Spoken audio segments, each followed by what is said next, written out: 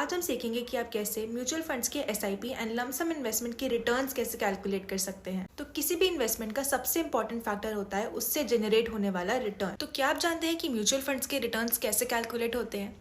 तो इन्वेस्ट करने से पहले इनके रिटर्न्स कैलकुलेट करना सीखते हैं। तो म्यूचुअल फंड्स में इन्वेस्ट करने के दो मेथड्स होते हैं। या तो आप lump sum amount of money mutual funds में इन्वेस्ट कर सकते हो, या तो आप एक एसआईपी स्टार्ट कर सकते हैं। एंड एसआईपी एंड लंप सम के लिए कैलकुलेशन मेथड्स भी अलग अलग होते हैं। म्यूचुअल फंड्स के रिटर्न्स को कैलकुलेट करने के तीन मेथड्स होते हैं: absolute return, CAGR and XIRR। जहां इन्वेस्टमेंट का होल्डिंग टाइम जनरली 1 साल से कम होता है, वहां हम एब्सोल्यूट रिटर्न्स मेथड यूज करते हैं। एब्सोल्यूट रिटर्न्स कैलकुलेट करने का फॉर्मूला है sales value minus purchase value whole divided by purchase value multiplied by 100। अगर हमारे म्यूचुअल फंड का टेन्योर 1 साल से ऊपर का हुआ तो हम CAGR मेथड यूज करेंगे। CAGR एक ऐसा मेथड है जिसमें हम म्यूचुअल फंड्स की एनुअलाइज्ड रिटर्न्स को कैलकुलेट कर सकते हैं। It is only suitable for lump sum investment. In the case of SIP, systematic investment at different time intervals is not considered because for the calculation of CAGR only the beginning value is taken into account. XIRR method तब use होता है जब अलग अलग time पर multiple transactions हो,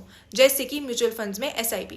इससे आपको एक्यूरेट रिटर्न्स मिलते हैं क्योंकि हर एक SIP इंस्टॉलमेंट के सभी फैक्टर्स को अकाउंट में लेकर एक एक्यूरेट रिटर्न कैलकुलेशन प्रोवाइड करता है, including amount, date, maturity date, cash inflows and outflows.